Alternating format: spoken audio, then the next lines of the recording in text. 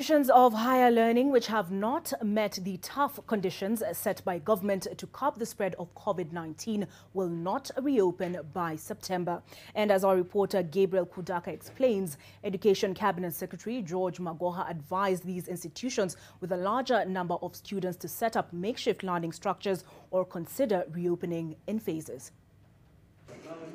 Professor George Magoha's fact-finding mission on the state of preparedness for technical colleges in the North Rift region started early at the Tambach Teachers Training College. He instructed the management on guidelines to enable the college meet the requirements for reopening.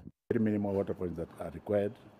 There's a lot of flowing water here, so that should not be a problem. Despite the fact that they were hoping to have 4 children in one cubicle, we have seen together that they can only have 2.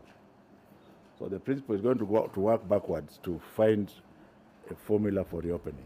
The CS was not impressed with the provision of the 1 meter apart rule.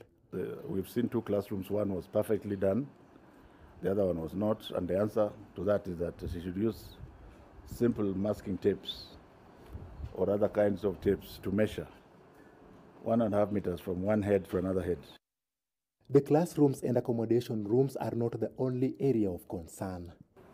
Most of the COVID spreads through the kitchen staff, and I have also advised her to put the sanitizers there so that they can sanitize as many times as possible as they are cooking. And the reason for this is that if you have COVID yourself, then you keep it to yourself. Professor Magoha then officially launched the Tambach Sub-County Isolation Center with a 5 ICU bed capacity, which has crucial equipment like the ventilators. Sometimes back it was reported that Elgeyo Marakwet has 0 ICU beds with 0 ventilators.